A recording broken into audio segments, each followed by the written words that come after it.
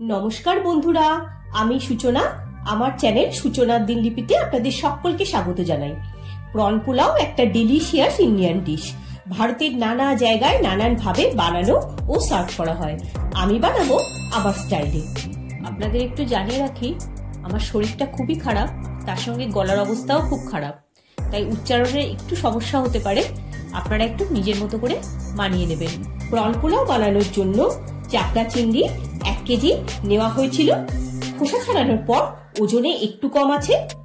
মাথা লেজা এগুলো আমাদের ডাইজেশনে প্রবলেম হয় বলে বাদ দিয়ে ভালো করে ধুয়ে জল ঝরিয়ে রাখা আছে। মাছগুলো একটা বোলে নিয়ে পরিমাণ মতো নুন, 1 চা চামচ হলুদ আর 1 টেবিল চামচ সর্ষের তেল দিয়ে ভালো করে হাত দিয়ে মেখে নিলাম। এবার একটা ঢাকা দিয়ে 20 মিনিট মতো ম্যারিনেট হতে দেব। 20 মিনিট হয়ে গেছে, চিংড়িটা ম্যারিনেট হয়ে গেছে।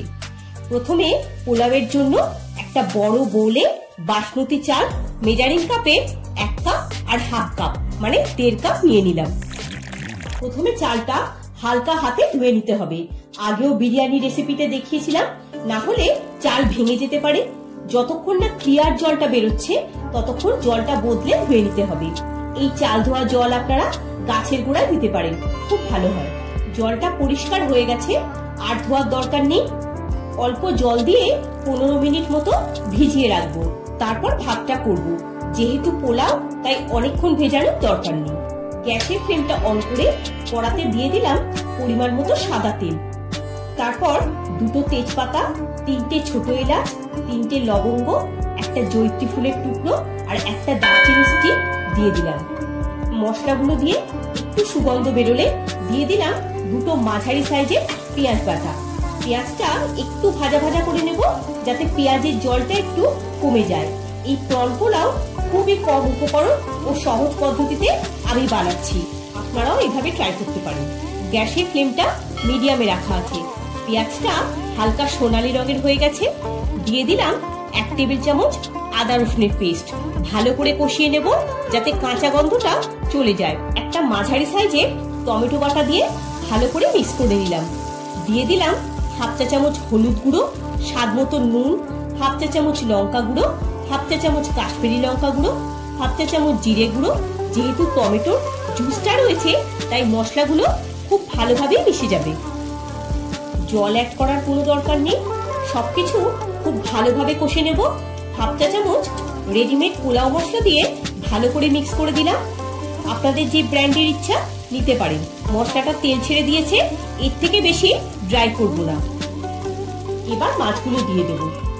এখানে আলাদা করে মাছ ভাজার দরকার নেই, এই মশলার সাথে মাছগুলো একটু ভাজা ভাজা করে দেব।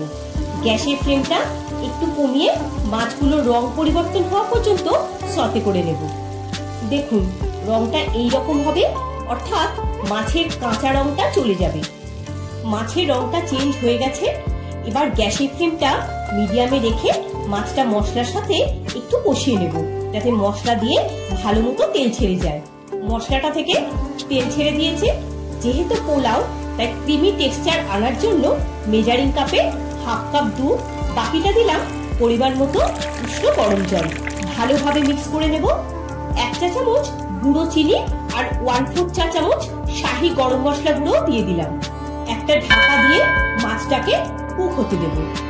একটা বড় পাত্রে জল গরম করতে দিয়েছিলাম। জলটা গরম হয়ে গেছে। বাসমতি চালটা দিয়ে ভাতটা এবার হতে দেব। হাফ টেবিল চামচ নুন দিয়ে দিলাম।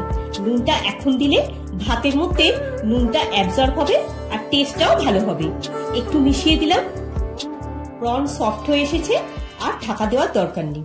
রাইসটা 80% কুক করে নেব। গ্রেভিটা ঘন হয়ে গেছে আর কনসিস্টেন্সিটা এই রকম হবে, একদম ড্রাই নয় আবার পাতলাও নয়। Rice ready. জলটা স্ট্রেন করে নিয়েছি। রাইসটা প্রনের উপর ইভেনলি স্প্রেড করে দিলাম।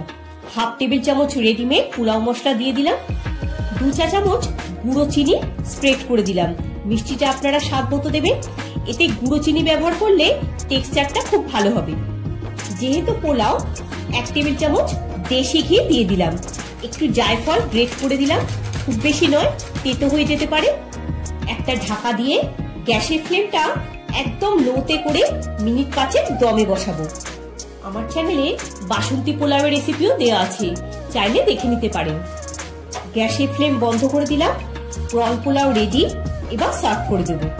আমি একটা ফ্ল্যাট হাতা নিয়েছি, আপনারা চাইলে প্লেটও নিতে পারেন, তবে ধার থেকে কাটিয়ে নিলে ভালো হয়। রংটা দেখে মনে হচ্ছে না জাফরান দেওয়া হয়েছে? এইরকম প্রন পোলাওয়ের সাথে কোনো সাইড ডিশের দরকার পড়ে না, শুধু স্যালাড সহযোগে সার্ভ করলেই হবে। গেস্ট আসলে বা নিজেরাও যে কোনো সময় এনজয় করতে পারেন। কোনো মাপজোকের দরকার নেই, আপনারা ইচ্ছে মতো খুব সহজেই বানিয়ে নিতে পারবেন। ভিডিওটা যদি ভালো লেগে থাকে একটা লাইক দিয়ে চ্যানেলটা সাবস্ক্রাইব করে পাশে থাকার অনুরোধ রইল। সবাই খুব ভালো থাকবেন, সুস্থ থাকবেন। দেখা হচ্ছে পরের একটি পর্বে। ধন্যবাদ।